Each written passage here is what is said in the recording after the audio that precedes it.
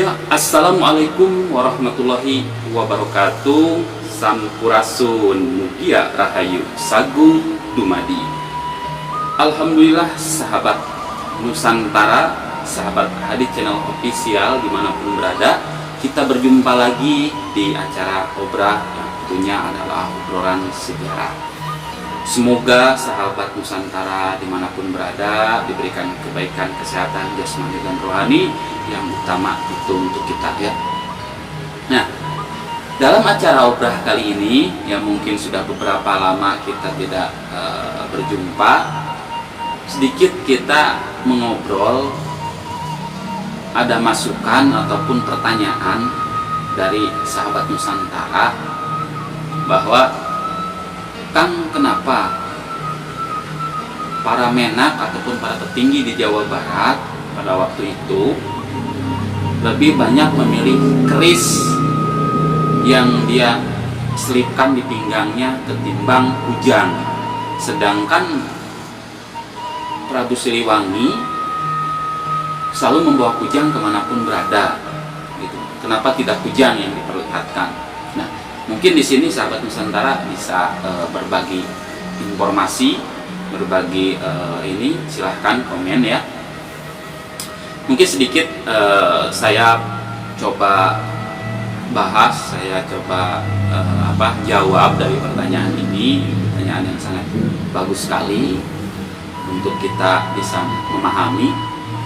Kujang adalah salah satu senjata tradisional, pusaka, lambang dari kerajaan Pajajaran ataupun Galuh Pakuan.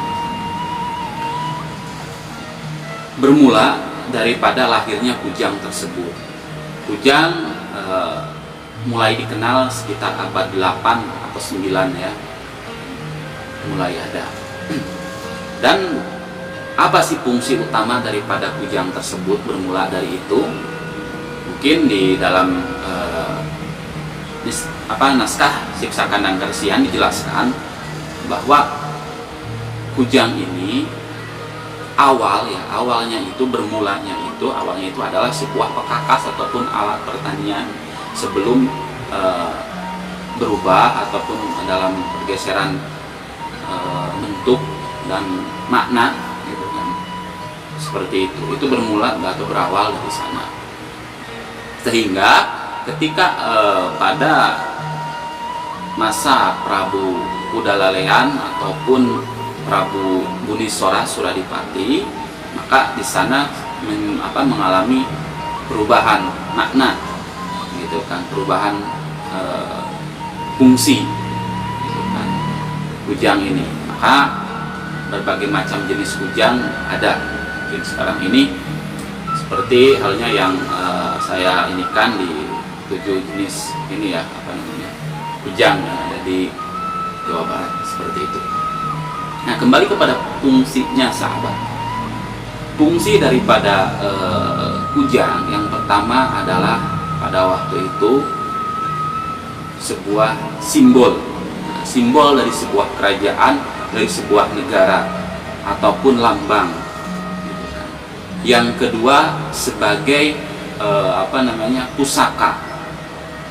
Sebagai pusaka.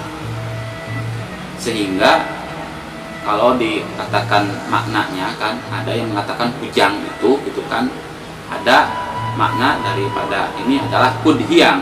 Kud itu alat, hiang itu dewa gitu kan, seperti itu pada waktu itu. Jadi istilah kata sebuah pusaka, alat yang diberikan oleh ini di pengertian berbagai macam-macam ini. Jadi memang sangat disakralkan, dan sehingga sampai detik ini pun kujang masih tetap digunakan seperti simbol-simbol ataupun lambang-lambang ya, kujang itu. Apalagi posisi di Siliwangi kita sangat familiar sekali.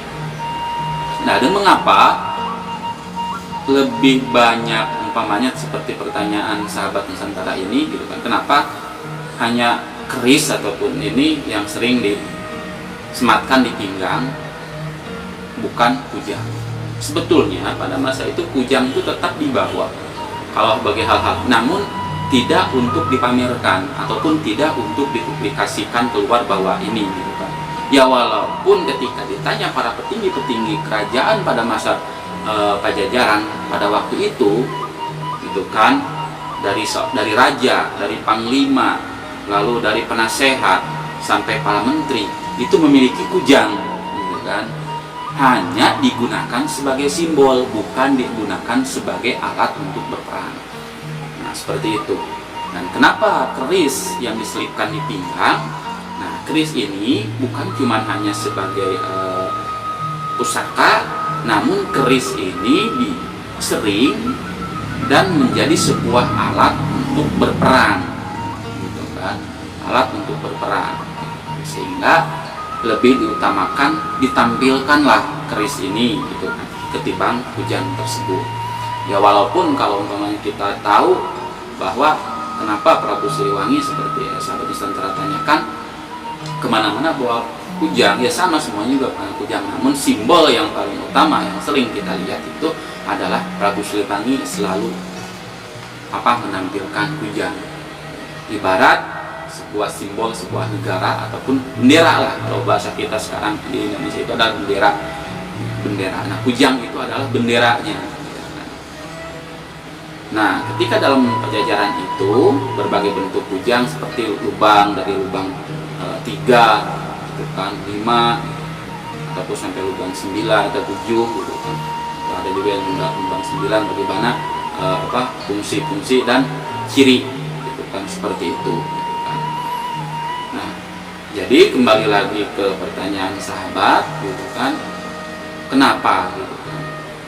Nah, jadi lebih mengutamakan pada waktu itu para menak-menak ataupun pejabat itu, gitu kan, kenapa keris yang ditunjukkan, karena keris bisa ataupun merupakan alat untuk berperang, dan kujang adalah sebuah pusaka, gitu kan, simbol dari sebuah negara. Ibarat kata kalau umpamanya ini adalah pin, kamu dari mana nih? Dari negara Indonesia. Apa simbol kamu, gitu kan? Adanya siapa? Bendera dan Garuda, yaitu sebagai ininya, gitu kan. Jadi siapa yang seperti kita Garuda dan bendera merah putih, oh berarti kamu adalah masyarakat ataupun yang berasal dari bangsa Indonesia. Nah, pada waktu itu kujang pun seperti itu, gitu kan, menjadi sebuah simbol ataupun lambang dari negara Pajajaran. Jadi bukan cuma hanya sebuah pusaka, tapi perwujudan daripada dari mana, gitu kan, dan siapa, gitu, seperti itu. Ya mungkin sahabat Nusantara dimanapun berada akan ada yang menambahkan yang lebih detailnya, silahkan. Alhamdulillah walaupun secara singkat kita bisa mengobrol bersama. Yang lebih jelasnya mungkin para sahabat yang lebih tahu, silahkan komen di sini sehingga kita menjadi tahu, paham, dan saya pun bisa menambah pengetahuan kita di sejarah, gitu kan. Oke, terima kasih sahabat Nusantara dimanapun berada. Semoga selalu tetap sehat, tetap semangat, yang pastinya ya. Jangan lupa like, komen, dan subscribe-nya, dan dukung terus channel ini di channelnya Hadi Channel Official. Wassalam.